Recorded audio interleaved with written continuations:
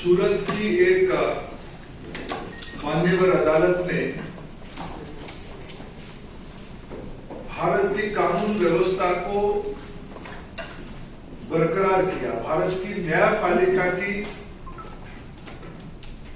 नींव को मजबूत किया। कल प्रमाणित किया भारत की कानून व्यवस्था भारत की प्रजातांत्रिक पद्धति में कोई ऊपर नहीं है। कल कांग्रेस पार्टी के एमपी श्री राहुल गांधी जी की ऊपर एक डिफेमेशन केस के अंदर, डिफेमेशन केस इसीलिए हुआ था, एक सार्वजनिक सभा में देश की आदरणीय प्रधानमंत्री जी को जातिवाचक शब्द लेके गाली देना, अपशब्द कहना, अशोचनीय व्यवहार करना, इसी आरोप पे जब कोई पिछड़े वर्ग की भाई की मन में इसके कारण प्रतिक्रिया हुई, उन्होंने अपने अधिकार को जाहिर करते हुए न्यायपालिका की दरवाजा खटखटाया, भारत की आईपीसी के तहत संरक्षण मांगा कि भारत आजाद हो चुका है, सामंतवादियों के हाथ में नहीं है, प्रजातंत्र है, इसमें किसी को भी गाली गुलज करने का अधिकार नहीं है, जातिवाचक शब्द लेके अपशब्द व्यवहार करने का अधिकार नहीं है। कोई भी हो, वो केस सन 2018 से अभी तक चल ही रहा था।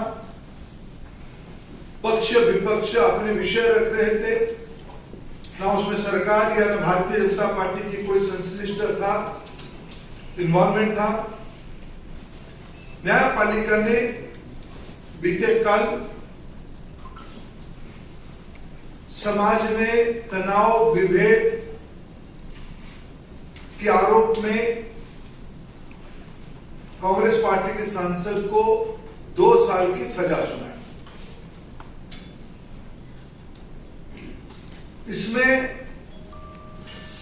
ओबीसी समाज जो आज चट्टान की तरह प्रधानमंत्री नरेंद्र मोदी जी के नेतृत्व के साथ, देश की एससी एसटी वंचित वर्ग जो प्रधानमंत्री नरेंद्र मोदी जी के साथ खड़े हुए हैं, जो स्टेटमेंट के माध्यम से केवल एक बार नहीं अनेक बार उनकी माताजी ने मौत की सौदागर कहा था, जहर की खेती उन्हीं लोगों की मुंह से आई थी। विभिन्न समय में अपशब्द व्यवहार करके एक समाज को, भारत की एक महत्वपूर्ण, भले ही सामाजिक दृष्टि से उनकी मर्यादा आजादी के 75 साल में उतना ना बन पाए, लेकिन प्रजातंत्र में यही अधिकार दिया था, बहुमत ही महत्व रखता है। ऐसे समाज से प्रधानमंत्री आते हैं, इसीलिए उस समाज को, जाति को, गरीबी को ताच्छल्य करना, नीचा दिखाना, यह सब सीरीज ऑफ स्टेटमेंट की प्रमाण है। और न्यायपालिका ने उस मानसिकता के खिलाफ जजमेंट दिया, फैसला सुनाया। इसमें समाज को राहत हुई, सुकून मिली। मित्रों, सबको मालूम है भारत की जनप्रतिनिधि कानून 1951 के तहत किसी भी सदस्य को अगर सजा होती है तब उसकी सदस्यता चली जाती है, कि भारत में पहली बार नहीं हुई है। कई विधानसभाओं में और इस लोकसभा में भी कई मान्यवरों की सदस्यता गई है, और इनकी पार्टी के पूर्व सदस्य अभी भी राज्यसभा में सदस्य रहे, सदस्य हैं और देश की वरिष्ठ लॉयर कपिल सिब्बल जी ने कल ही कहा था, जजमेंट के साथ सदस्यता जाना तय है।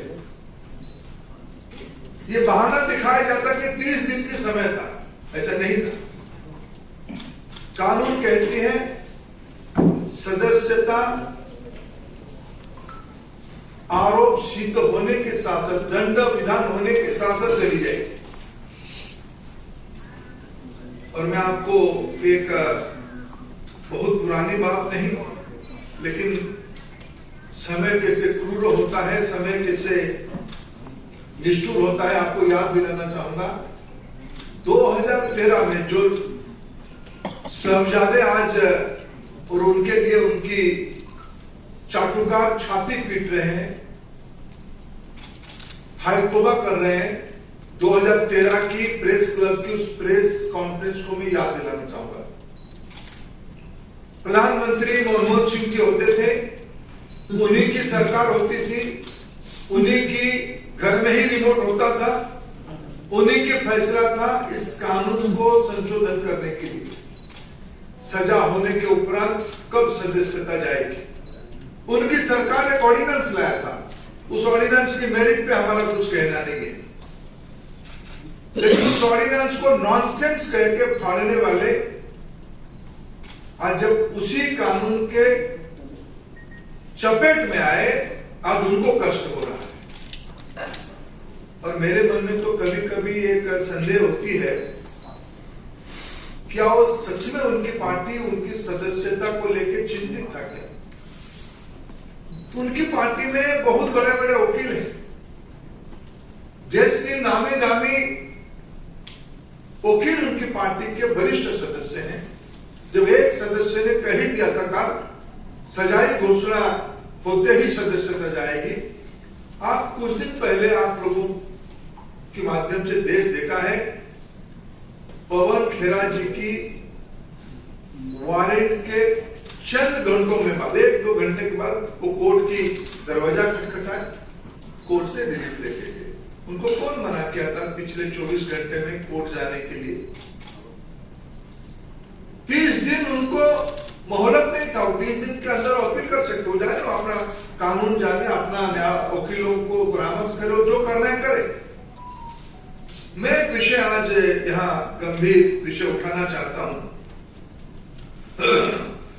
आपको एक हैबिचुअल ऑफेंडर हो ही,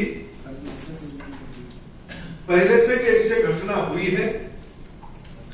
मित्रों, कांग्रेस पार्टी चाहती है और विशेष करके उनकी प्रमुख परिवार चाहती है उनके लिए अलग आईपीसी बने। उस आईपीसी के तहत उनके ऊपर कोई सजा ना हो, उनके लिए कानून अलग हो, उनके लिए न्यायपालिका अलग हो। लेकिन उनको याद नहीं आ रहा है, भारत पिछले 75 साल से प्रजातंत्र की रास्ता अपना चुका है। हम आजादी का अमृत महोत्सव मना रहे हैं। प्रजातंत्र की इंस्टीट्यूशन में कानून सभी के लिए एक प्रकार होते हैं। आप पिछड़े समाज को गाली करोगे, अपशब्द लगाओगे, वंचित वर्गों को आप नीचा दिखोगे, कानून आपके लिए अलग चाहोगे, ये सेंस ऑफ एंटाइटलमेंट, सामंतवादी मनस्थिति की ये प्रतिफलन है, फ्यूडल माइंडसेट की रिफ्लेक्शन है। हम समूह से अलग है। क्यों? हम एक खानदान से आते हैं, हम एक परिवार से आते हैं, हम कानून से ऊपर है। ऐसे पहली बार नहीं हुआ है। घर मिलने के समय में, सुरक्षा के बारे में, एयरपोर्ट में अलग जाने के बारे में, एक सेंस ऑफ एंटाइटलमेंट जो आज कानून को भी ऊपर मानते हैं, इसमें हमारा क्या लेना देना है? मित्रों, इसको भारतीय जनता पार्टी कठोर से कठोर शब्द में निंदा करती है। बाकी कुछ विषय मेरे मित्रों आप उससे जोड़ेंगे। नमस्कार मित्रों, हालांकि आदरणीय धर्मेंद्र जी ने बहुत विस्तार में सारी बात रखी है। मैं तो इतना ही कहूंगा, भगवान के घर में देर से ही अंधेरा। देर नहीं। राहुल जी कहते थे दुर्भाग्य से सांसद, अनफॉर्चुनेटली आई एम एन। सो उनको जो एक दुर्भाग्य लगता था आज उससे भी मुक्ति मिल गई है।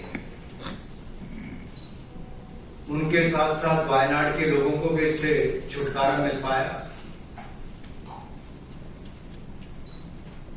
इतने लंबे समय से जो लोकसभा के सदस्य हो, न कभी अमेठी के लिए 5 वर्षों में एक सवाल पूछ पाए 2009 से 14 तक, और इतने वर्षों में मात्र 21 डिबेट्स में भाग लेना तो अपने आप में दिखाता है कि वर्ष उतने हो गए लेकिन उतनी डिबेट्स में पार्टिसिपेट नहीं किया। एक भी आज तक प्राइवेट मेंबर बिल तो लाने की बात दूर, लेकिन अपनी ही सरकार में 2013 में ऑर्डिनेंस को बड़े चौराहे पर फाड़ देने का काम और नॉनसेंस बोलने का काम ये श्रीमान राहुल गांधी जी ने किया। वो सदा अपने आप को संसद से ऊपर, सदन से ऊपर, सरकारों से ऊपर, देश से ऊपर और न्याय व्यवस्था से ऊपर समझते हैं। और इस सेंस ऑफ एंटाइटलमेंट की जो बात कही ये अपने आप उन पर लागू होती है। अब एक बात पहले आई कि क्या 2 साल की सजा। देखिए मित्रों, 2018 में, मैं आपको 2018 में इसलिए लेके जा रहा हूं कि एसएलपी जब सुप्रीम कोर्ट में आई तो 2018 में उनसे रिटर्न माफी मांगी गई, लिखित रूप में माफी, और कोर्ट ने कहा भविष्य में सचेत रहना, ऐसी गलती मत करना। लेकिन 2019 में एक बार नहीं कई बार ऐसे झूठे आरोप तो लगाए ही। अभद्र भाषा का प्रयोग, अपमान करने का काम, अपशब्द बोलना, ये उनकी आदत सी बन गई थी। सभी चोर मोदी हैं ये बोल दो, किसी को किसी की हत्या के साथ जोड़ दो, कुछ भी कह दो, आपको तो कोई देश में कोई कुछ कर ही नहीं सकता। ये उनको लगता था क्योंकि वो सब चीजों से अपने आप को ऊपर समझते थे। तो सूरत के कोर्ट ने तो याद करवाया कि 2018 में भी तुम्हें कहा था भाई सुधार नहीं हुआ, उसके बाद बार बार आपने गलतियां की हैं, और एक सांसद जब ये गलती कर रहा है तो कुछ ना कुछ दंड ऐसा देना चाहिए कि भविष्य में ना। जहां तक सदस्यता जाने की बात है, ये लिली थॉमस केस में बहुत स्पष्ट है सुप्रीम कोर्ट की जजमेंट के बाद कि 2 साल का दंड हुआ और दोष सिद्धि के बाद अगर उसके ऊपर रोक नहीं लगी तो आप सस्पेंड माने ही जाते हो। इसकी तो पुष्टि करने का काम ही केवल लोकसभा में होना था। And the Lok Sabha Speaker has only confirmed the legal position. He is not required to take any decision or pass any speaking order.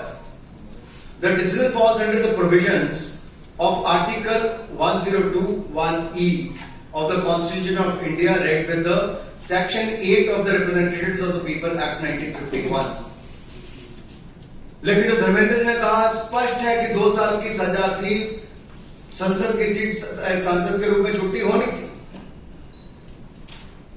लेकिन ये सुनियोजित षड्यंत्र, सोची समझी साजिश कांग्रेस में किसने रची, राहुल जी आपको समझना पड़ेगा।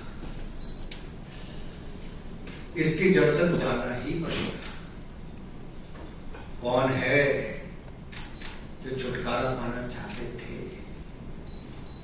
कौन है जो बैटरी ऑफ लॉयर्स कांग्रेस में? तो देखिए कि राज्यसभा के सांसद और लोकसभा के इतने हैं जो बड़े नामी ग्रामी लॉयर्स हैं।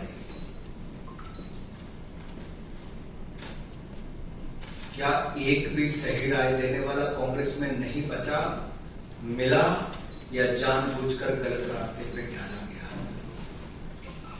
ये छुटकारा कौन पाना चाहता था? एक तो मैंने कहा वायनाड के लोगों को तो छुट्टी मिली, अमेठी वाले पहले पा चुके थे। लेकिन ये काम, ये जो लगता है कि डायनेस्टी का होने तो से ऊपर हो, सबसे ऊपर हो। दूसरा मैं इस पे आपको ये कहना चाहता हूं, पार्लियामेंट में विनम्रता, धैर्यता, समग्रता, इन सबको देखा जाता है कि आप एक सांसद के रूप में एक गुण आप में हो। ये भारतीय संस्कृति के संस्कार भी है। लेकिन आप पार्लियामेंट में कहते हो मैं बोलूंगा तो पार्लियामेंट चलेगी, नहीं तो पार्लियामेंट नहीं चल सकती। यानी कि आप पार्लियामेंट के कानून नियम से भी ऊपर हो गए। आप सुप्रीम कोर्ट के आदेश के बाद भी आप कुछ भी करेंगे और आपको पूछने वाला कोई नहीं होगा। ये असंसदीय उनका आचरण पहले भी रहा है, और ये अहंकार जो लगातार दिखता रहा और ये सत्ता में थे तब तो ये नशा था कि अपनी ही पार्टी को ऑर्डिनेंस फाड़कर फेंक दिया और अपनी पार्टी को अपनी औकात दिखाती थी कि कांग्रेस पार्टी की सोच को ये कुछ नहीं मानते। आज उसी पार्टी के अंदर किसने खेल दिया, आज इनको पता नहीं चल पा रहा। 13 सालों में मात्र 21 चर्चाओं में भाग लेना, यही नहीं एक भी सिंगल प्राइवेट मेंबर बिल जैसे मैंने कहा नहीं ला पाए। I can say he is the epitome of the unparliamentary behavior and he himself agrees on many issues. अभी डिस्क्वालिफिकेशन क्या पहली बार हुई जो माननीय धर्मेंद्र जी ने भी कहा। मैं कुछ नाम आपके सामने रखना चाहता हूं। लालू प्रसाद यादव जी, सजा भोगी हुए तो इस्तीफा देना पड़ा। पहले चारा घोटाला में तो अब जाकर तुम मुझे प्लॉट दो मैं तुम्हें जॉब दूंगा, जमीन के बदले जॉब, उसमें भी गए।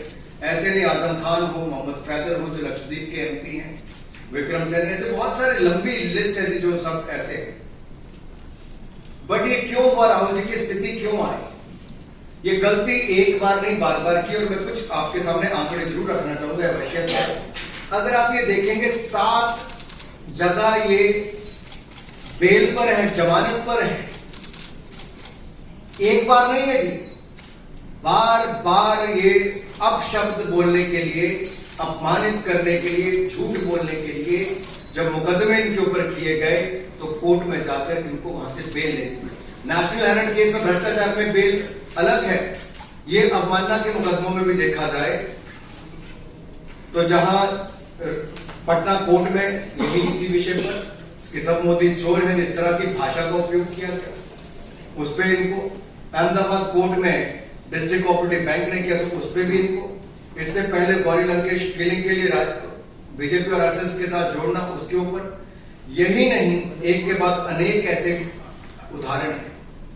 सो in the end you could say Rahul Gandhi ji is a habitual news cannon and he thinks he can speak anything without ever facing the consequences.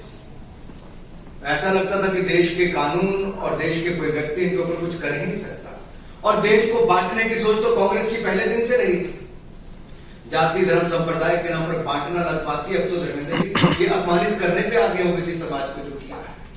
3 साल थे इनसे माफी मांगने के लिए, किसी से माफी तक नहीं मांगी। मोदी जी के ऊपर एक बार नहीं बार बार अपशब्दों का उपयोग करना, अपमानित करना इनकी आदत बन गई। लेकिन एक बड़े वर्ग को, ओबीसी समाज को इस तरह से करना। दूसरा, ये वायनाड के सांसद बने तो उन्होंने अमेठी वालों के बारे में अपशब्द, नॉर्थ इंडियंस के बारे में अपशब्द बोल दिया। आप भूले नहीं होंगे। यही नहीं, जम्मू कश्मीर गए तो वहां पर जाकर भी वहां पर बांटने का काम किया कि लोकल को नौकरी मिले, सबको इस तरह की बातें करनी शुरू कर दी।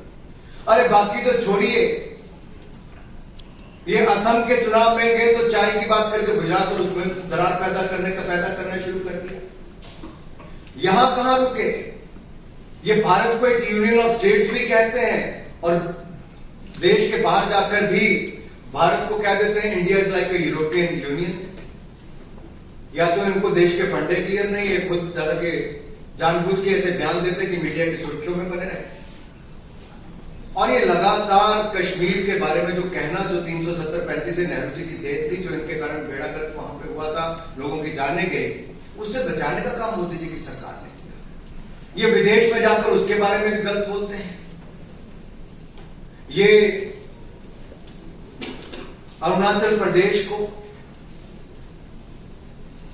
भारत का हिस्सा नहीं मानते, इसके ऊपर कोई जवाब देने के लिए तैयार नहीं। भारत की वैक्सीन के बारे में गलत टिप्पणी करते हैं, उस पर विश्वास नहीं हो। जहां मोदी जी की सरकार, मोदी जी सबका साथ सबका विकास सबका विश्वास इस पर काम करते हैं, ये लोग समाज को बांटने का काम और विशेष तौर पर एक वर्ग को जो लगता है कि मोदी जी अगर उससे आते भी हैं उसको बार बार अपमानित करने का काम करते हैं। मैं तो इतना ही कहूंगा अंत में, अगर आपका कोई सवाल हो कि ये जो बहुत पहले से होना था ये होके रहा है और ये एक बार नहीं, राहुल गांधी जी ने बार बार ऐसे अपराध किए। कुछ लोगों के सुजय ठाकुर सर, मेरे 2 सवाल हैं। एक तो अनुराग ठाकुर जी से है। आपने कहा कि कांग्रेस पार्टी में जिस तरह के आपको क्या लगता है वहाँ कोई विभीषण है राहुल गांधी के खिलाफ? धर्मेंद्र प्रधान जी, आपसे दूसरा सवाल मैं साथ ही पूछ लेता हूँ कि लोकसभा मुक्त राहुल गांधी क्या भारतीय लोकतंत्र के लिए शुभ संकेत मानते हैं?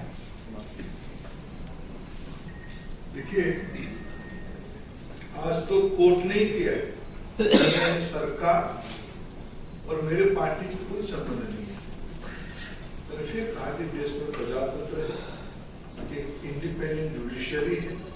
जब आपको सुविधा होती है आप जुडिशियरी के साथ खड़े हो जाते हो, जब आपको असुविधा होती है आप जुडिशियरी को गाली देते हो, प्रजातंत्र को खतरे में। इसमें प्रजातांत्रिक तरीके से कोर्ट ने अपने काम किया, लेकिन आप एक विषय रखा है। मैं तो कहूंगा 2019 में भारत की गरीबों ने, पिछड़ों ने, दलितों ने, आदिवासियों ने उनको अपना जगह पे बिठाया है। 14 की मैंडेट की नेचर अलग था, 19 की मैंडेट की नेचर अलग था। इसी अहंकार को 19 में लोगों ने जवाब दिया। मैं तो इतना ही कहूंगा कि राहुल गांधी जी को निपटाने वाले कौन है? ये सोची समझी शादी रचने वाले कौन है कांग्रेस में? अगर पवन खेड़ा जी के लिए चंद घंटों के अंदर वकील पहुंच सकते थे तो श्रीमान राहुल गांधी जी के लिए क्यों नहीं?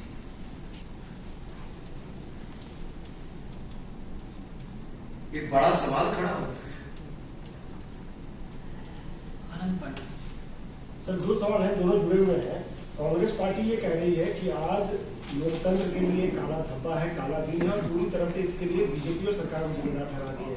और दूसरा सवाल ये है कि अभी तक हमको विपक्षी एकता में एकजुट नहीं दिख रही थी। इस फैसले के बाद, राहुल की संसद जाने के बाद ममता बनर्जी, केजरीवाल समेत तमाम जो विपक्षी दल है, ऐसा लग रहा है कि वो एकजुट हो गए हैं। विषय शून्य मिलके शून्य के साथ शून्य ही होते हैं, 0 + 0 = 0। बाकी रहा न्याय की, सत्य की, प्रजातंत्र की। हम ये बार बार मैं कह रहा हूं, ये ना भूलें, ये मान्यवर कोर्ट ने ही ये जजमेंट दिया है। ये कोई एक रात में कंप्लेन हुआ, दूसरे दिन जजमेंट आई नहीं है। कोर्ट ने कई बार मौका दिया है, सुप्रीम कोर्ट ने फटकार लगाई है। 4 कोर्ट में केस चल रहा है, कोर्ट के केस की नेचर एक ही है, गाली गुलज, अपशब्द, जाति को उस्काना, जाति को नीचा दिखाना, अंडरमाइन करना, ये सामंतवादी मानसिकता के लिए कोर्ट ने विषय कहा। इसमें बीजेपी कहां है, सरकार कहां है, और बाकी शून्य मिलकर शून्य के साथ और शून्य बड़ा हो जाएगा, हमें कोई आपत्ति नहीं।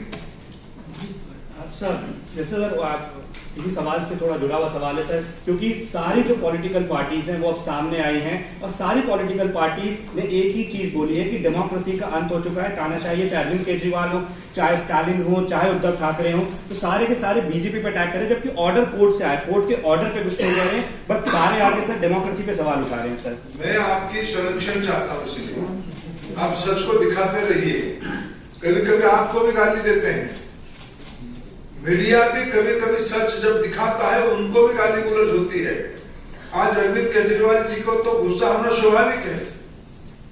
स्वच्छता की बात कह के आने वाले व्यक्ति रंगे हाथ पकड़े गए, 2 मंत्री उनकी जेल में पहुंच गए थे। इसलिए ये विषय को कितने भी लोग, मैंने कहा 0 + 0 = बिग 0। मेरा सवाल कि कोर्ट का फैसला आया है, बार बार आप कह रहे हैं कोर्ट ने ही किया, लेकिन बावजूद कांग्रेस की तरफ से सीधा बीजेपी पे आरोप, उनके अध्यक्ष खड़गे ने कहा है कि राहुल गांधी को सत्य बोलने की सजा मिली है। इसका क्या है कि सत्य बोलने की सजा मिली? सत्य क्या ओबीसी को गाली देना सत्य आप मानते हैं खड़गे जी? क्या सामंतवादी मनस्थिति को आप सत्य मानते हैं? विभेद पैदा करना को आप सत्य मानते हैं? अगर इतने बड़े राजनीतिक व्यक्ति, सामाजिक व्यक्ति आदरणीय खड़गे जी अगर इस उम्र में भी इसी को सत्य मानते हैं, मैं उनसे क्षमा मांगता हूं। ये सत्य नहीं है, ये अहंकार है, ये तानाशाही की मनस्थिति है, ये सामंतवादी मनस्थिति सत्य नहीं है। कोर्ट ने उनको आईना दिखाया है। रविंदर जी सर 2 सवाल है कि कांग्रेस का कहना है कि शहीद का बेटा है, शहीद प्रधानमंत्री के बेटे हैं राहुल गांधी, और उनके साथ अन्याय हो रहा है। और ये भी कह रहा है कि जैसे इंदिरा गांधी के खिलाफ कोर्ट का ऑर्डर हुआ, चुनाव हारी, लेकिन कमबैक की और पूरे जो उस समय जो सरकार थी उसको तहस नहस कर दी इंदिरा गांधी, उसी तरह से राहुल गांधी फिर से कमबैक करेंगे। और दूसरा राहुल गांधी के सदस्यता जाने से जो वैकेंसी हुई है, क्या लग रहा है केजरीवाल हो या दूसरे, ये इसको पूरा करना चाहते हैं ऑपोजिशन में? देखिए, मूल बात ये सारे भ्रमात्मक बातों से दूर नहीं होती है। अभी मेरे सहयोगी अनुराग जी ने पूरा ब्यौरा दिया, किस कोर्ट में, किस भाषा में, किस कारण से किस कोर्ट में केस चल रहा है, उनके ऊपर सुप्रीम कोर्ट ने क्या कहा है, उनके ऊपर उनकी पार्टी के लोगों ने क्या कहा है। अभी अभी आप ही लोगों की एक पत्रकार वार्ता में उनकी साथ बैठे हुए उनकी सहयोगी उनको हाथ पकड़ रहे थे, तो सत्य क्या है? उसके लिए भी क्या भारतीय जनता पार्टी जिम्मेवार है या सरकार जिम्मेवार है? किसी की नाकामी, किसी की अहंकार, किसी की गाली गुलज की भाषा, मूल जो विषय मैंने कहा था सेंस ऑफ एंटाइटलमेंट, हमें कोई कुछ नहीं कर सकते। देश हमारी पुरखों से जागीर है, हम खानदानी तरीके से देश को शासन करने के लिए आए हैं। वो भूल रहे हैं कि बहुत बड़ी संघर्ष के बाद 1947 में देश को एक राजनीतिक अधिकार मिला है, उसको भूलना चाहते हैं। उस मुगालत में एक काला चश्मा लगा के वो घूम रहे हैं। सर, एक सवाल है, जिस तरीके से आपने कहा कि ओबीसी समाज के बारे में बात कही गई या अन्य चीजों के बारे में जो और भी चीजें हैं, कोर्ट में वो मामले हैं, लेकिन पूरा विपक्ष और कांग्रेस पार्टी इस पूरे मामले को संविधान की हत्या और तमाम चीजें कह रही है। क्या बीजेपी कोई कार्यक्रम लॉन्च करेगी कि इसके बारे में आम लोगों तक जाकर के बताया जाए कि असल कारण ये है, जबकि दुष्प्रचार हो रहा है? देखिए, हम तो आप ही के श्रमशल इसलिए चाहें कि देखो, ये देश सब देख रहा है। नॉनसेंस किसी ने कहा था, किस विषय पे कहा था, और आज कौन उसमें से जाल में फंसा हुआ है, ये देश सब उसको देख रहा है। इसीलिए मैंने कहा 14 में लोगों ने एक मैंडेट दिया था, 19 में इस गाली गुलज के उत्तर लोगों ने दिया है। प्रजातंत्र की ताकत को कोई कम ना आके, और मेरे बात हुआ तो प्रजातंत्र है, नहीं तो प्रजातंत्र की हत्या है, ये एक तरफा बात सिर्फ सामंतवादी ही कहते हैं। सर, इसमें केजरीवाल भी इस पूरे मामले को लेकर प्रधानमंत्री पर टारगेट कर रहे हैं और निजी टिप्पणी भी कर रहे हैं कि ये डर गए हैं और सबसे कम पढ़ा लिखा प्रधानमंत्री, जो देश का सबसे भ्रष्ट प्रधानमंत्री भी है, और 12वीं वर्ष प्रधानमंत्री नहीं चाहता कि किसी की सदस्यता रहे, ये देश बचाना चाहते हैं, तो सबको एक साथ आना होगा। देखिए, वो सब एक साथ आ जाए, हमें कोई आपत्ति नहीं। देश मोदी जी के साथ है, वो तो मोदी जी की कब्र खोद रहे हैं। मैंने हमारी प्रतिद्वंदियों के पास मुद्दे नहीं है, अपशब्द है, गाली है, मोदी जी के प्रति ईर्षा है, ये मैं भी इनको मानता हूं। ऐसे ये मोदी जी के प्रति ईर्षा नहीं है, भारत की प्रजातंत्र की मैंडेट के खिलाफ ये बयान दे रहे हैं, भारत के गरीबों के खिलाफ ये बयान दे रहे हैं, भारत के पिछड़ों के खिलाफ। एक सामान्य घर के व्यक्ति आज कैसे देश की नहीं विश्व की आस्था स्थापित किया है, ये उनकी ईर्षा की। अभी अभी देश में इटली की प्रधानमंत्री जी आई थी, उन्होंने कहा कि वैश्विक समस्या के समाधान मोदी जी ही कर सकते हैं। यह स्टेटमेंट और एक भ्रष्ट नेता की स्टेटमेंट देश तुलना करती है। इसलिए हमें प्रजातंत्र में पूरा भरोसा है, देश की लोगों पे भरोसा है, देश के लोग आज मोदी जी के साथ हैं।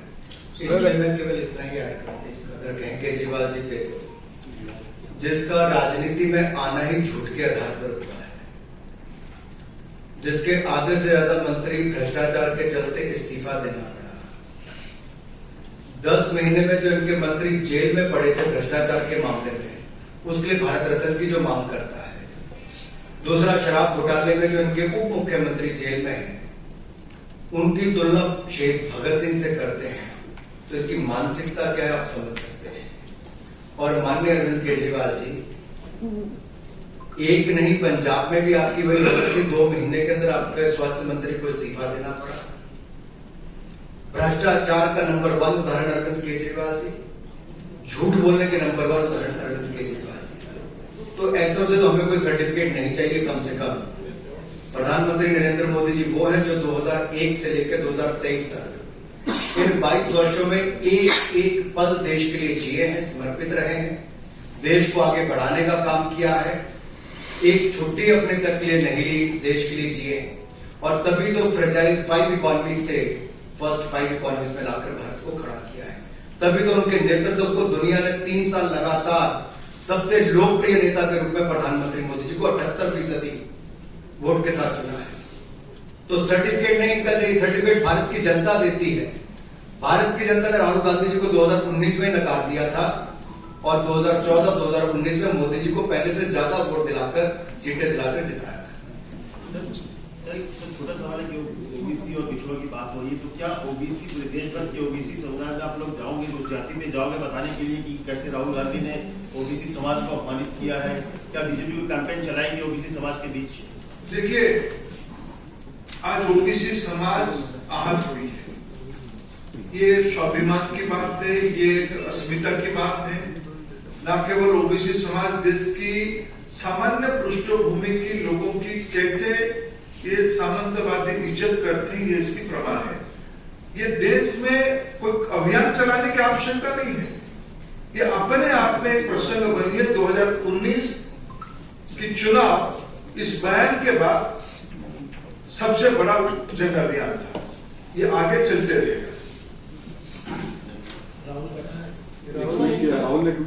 राहुल गांधी ने भी एक ट्वीट किया है, राहुल गांधी ने उसको एक ट्वीट है ऐसा है। अभी कैबिनेट की बैठक है, दोनों माननीय मंत्री सर, जी जाना है, दो तो सेकंड लोगों का सर, सवाल एक नहीं एक ही चाहिए। नहीं पे आपका एक सवाल। राहुल गांधी के राहुल गांधी अरे ले लो।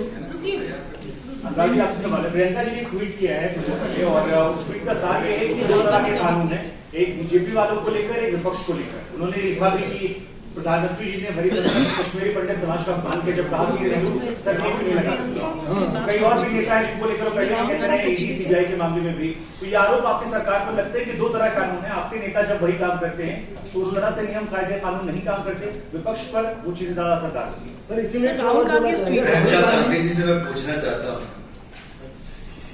कि टेरर फंडिंग वाले पे जो संस्था जांच करती है, FATF, उसने कांग्रेस के भ्रष्टाचार के मॉडल को भी केस स्टडी के रूप में लिया और उसमें प्रियंका गांधी जी के भ्रष्टाचार का सामने आया कि 2 करोड़ रुपए के बदले पद्म भूषण देने की उन्होंने बात की। जिस बेचारे को दबाव डाल के भ्रष्टाचार के अंतर्गत, मैं बेचारा इसलिए कह रहा हूं क्योंकि प्रियंका गांधी जी का दबाव, इनके नेताओं का दबाव, पेंटिंग बेची गई पद्म भूषण के बदले करोड़ों रुपए लिया गया, कहां गया, किसने खाया, उसका जवाब तो आज तक दिया नहीं। 15 दिन में प्रियंका जी क्या जवाब देंगी?